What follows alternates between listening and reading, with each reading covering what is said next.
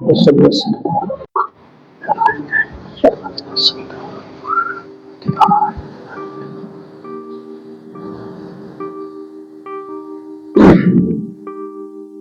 اللهم صل على رسوله الكريم.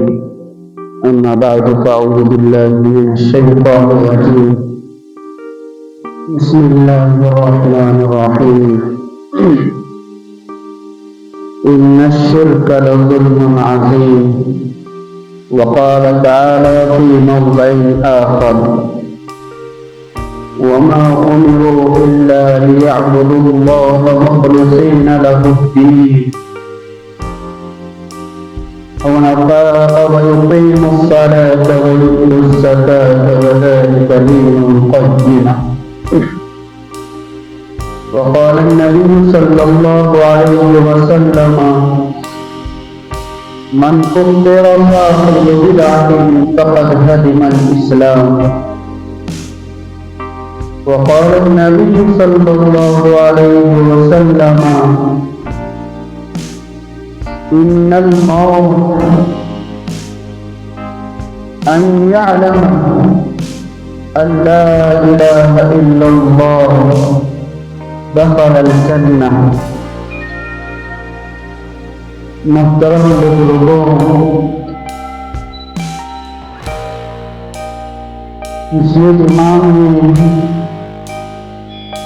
وقت املاک موجودہ دور میں مساجد کی حالات پر اور کس روح پر چل رہی ہیں اور مسجد، مدارس، وقف املاک اور فی الوقت کی پوزیشن میں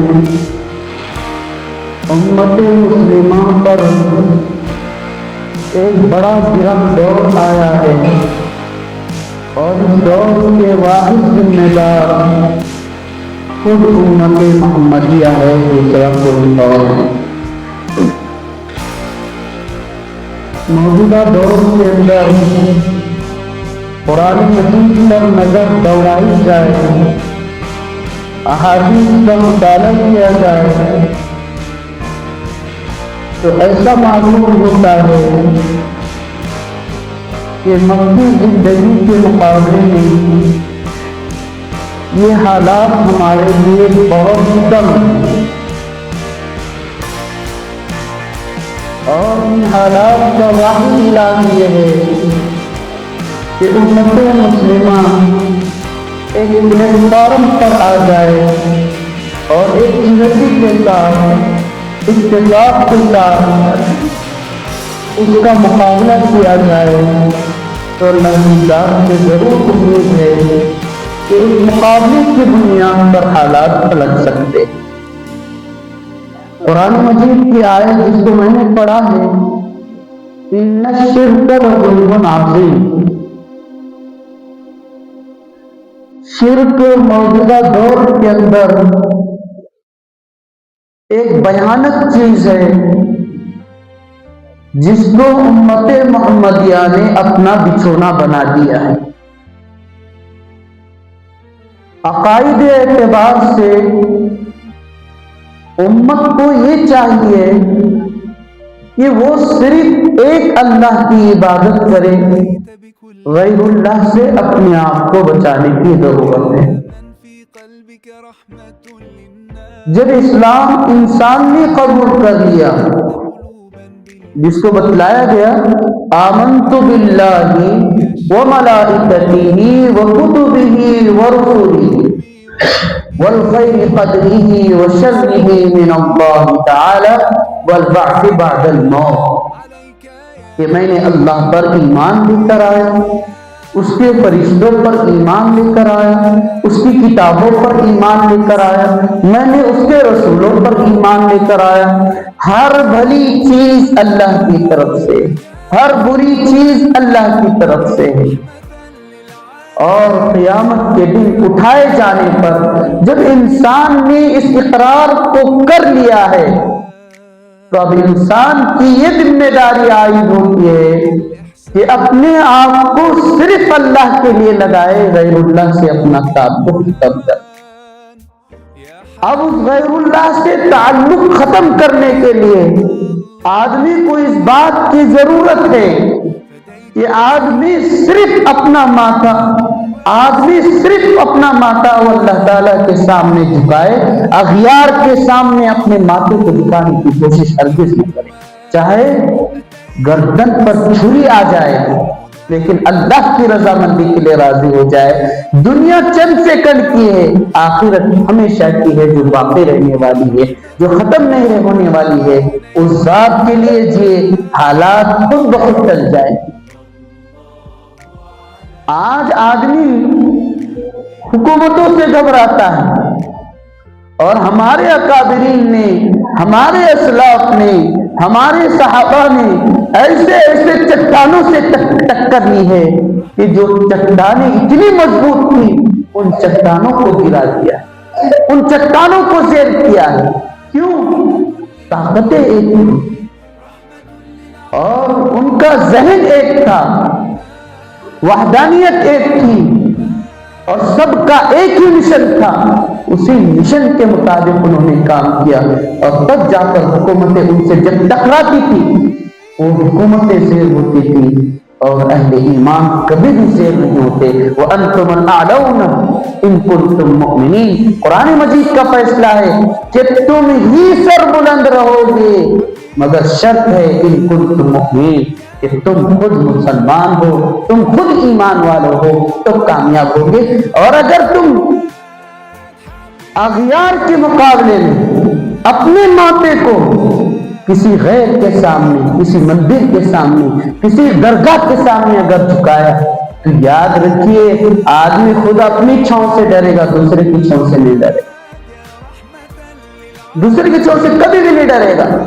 اس لیے مسلمانوں کی اس بات کی آج کے دور کے اندر ضرورت ہے کہ اپنے آپ کو پہچانیں، اپنے آپ کو پرکھے، اسلاف کے واقعات سنیں، ایمان والوں کے واقعات کو سنیں، انبیاء کرام کے واقعات کو سنیں کہ حضرت ابراہیم علیہ السلام کی کیا شخصیت تھی۔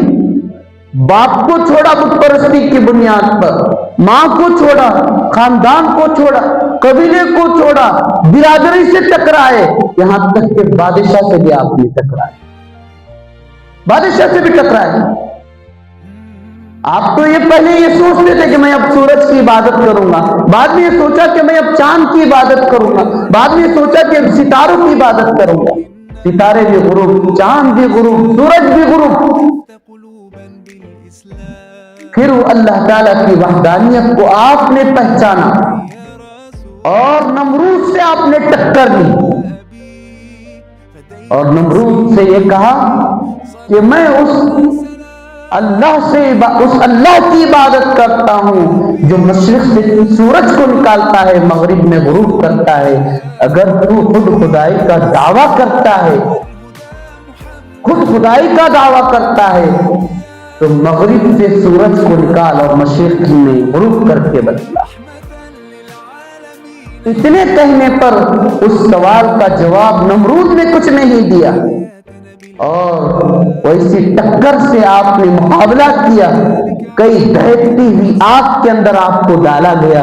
اللہ نے قرآن مجید کے اندر بتلایا قلنا یا نار کونی بردا وسلاما علی ابراہیم، کہ اے آگ ابراہیم کے لیے ایسی سلامتی اور ٹھنڈی ہو جا کہ ابراہیم کو ذرہ برابر بھی خراش نہ آئے۔